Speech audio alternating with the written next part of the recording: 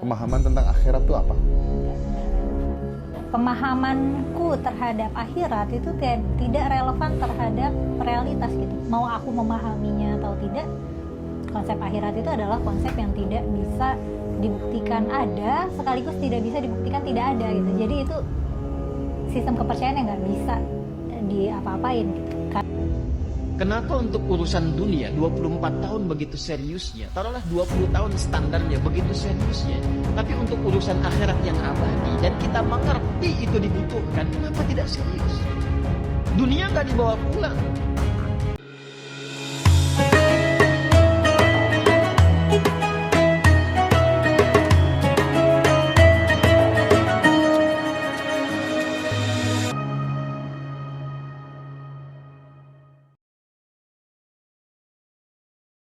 Nggak, maksudnya konsep husnul dan sul khotimah itu kan ya kita buat-buat aja. Oke. Terus kalau berdasarkan informasi dari Al-Quran, Mbak Mila, sebenarnya akhirat itu apa sih gitu ya? Dan apakah kemudian akhirat itu kira-kira kekal apa enggak gitu? Kalau informasi dari Al-Quran. Kalau informasi dari kan khalidina fiha abada itu kan diulang-ulang terus. Berarti nggak bisa musnah akhirat? Enggak. Kalau di Quran ya kok. Tapi kalau Mbak Mila memahami akhirat itu gimana sih? Sekarang pemahaman tentang akhirat itu apa? Karena Nggak relevan. buatku nggak relevan untuk memahami akhirat. Karena kalau misalnya kita mau lihat secara lebih menyeluruh, setiap budaya dan agamanya itu punya versi akhirat masing-masing. Dan kepercayaan tentang akhirat itu jadinya kontekstual, terikat pada budaya setempat. Dan makanya pemahamanku terhadap akhirat itu tidak relevan terhadap realitas gitu. Mau aku memahaminya atau tidak, konsep akhirat itu adalah konsep yang tidak bisa dibuktikan ada, sekaligus tidak bisa dibuktikan tidak ada gitu. Jadi itu sistem kepercayaan yang nggak bisa diapa-apain gitu. Karena secara realitas itu tidak terpetakan. Dalam ajaran Islam, keyakinan terhadap akhirat adalah bagian fundamental dari rukun iman. Menanggapi pandangan tersebut, Ustadz Adi Hidayat memberikan penjelasan yang mendalam dan penuh hikmah. Beliau menegaskan bahwa akhirat bukan sekedar ide, melainkan realita yang kekal dan abadi. Dunia ini hanyalah tempat persinggahan sementara, sedangkan akhirat adalah tempat kembali yang sejati, tempat di mana setiap amal akan diperhitungkan dengan sempurna.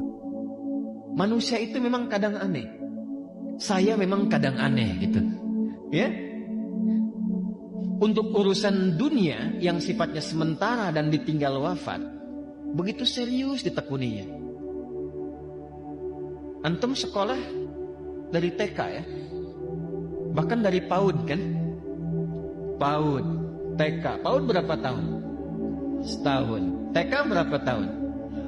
2 tahun. TKA, TKB kan? Baik, 3 tahun. SD 6, 9 tahun. SMP 3, 12 tahun. SMA 15 tahun. S1 4, 19 tahun. S2 2 tahun. 21 tahun. S3 3, 24 tahun. Kita ambil total 24 tahun. Untuk mencari dunia, antum 24 tahun sekolah. Tapi uniknya begitu dapat, ditinggal wafat. Terus yang dipakai itu kan rusak. Coba cek.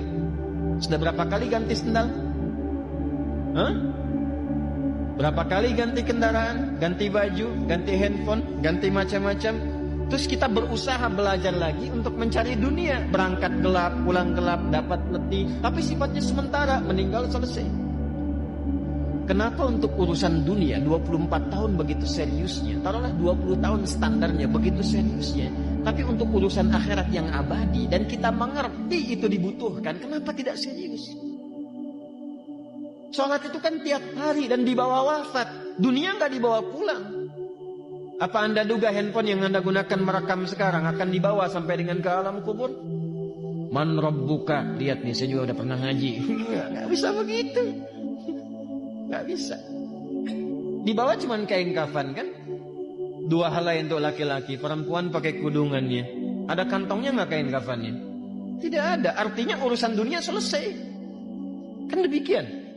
Jadi yang dibawa ke akhirat, kalau jujur saya boleh tanya, lalu Anda kalau meninggal, kita mau bawa apa? Ke akhirat mau bawa apa? Kita itu sebetulnya sudah meyakini karena kita beriman. Ya kan? Dan sudah paham yang dibawa itu amal saleh, salat, puasa, zakat. Tapi kenapa porsi untuk bisa menekuni yang lebih penting itu kok porsinya lebih sedikit gitu? Padahal ketika yang ini pun dikejar, dunia ikut. Apakah ketika Anda misalnya salat dunianya tertinggal? Tidak.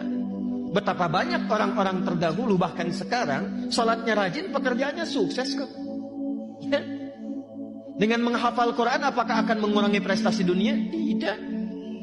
Saya punya adik kelas penghafal Quran, hafid Quran, juara balap sepeda se-Asia, dan dia akan diundang sekarang dalam konstelasi dunia. Ya.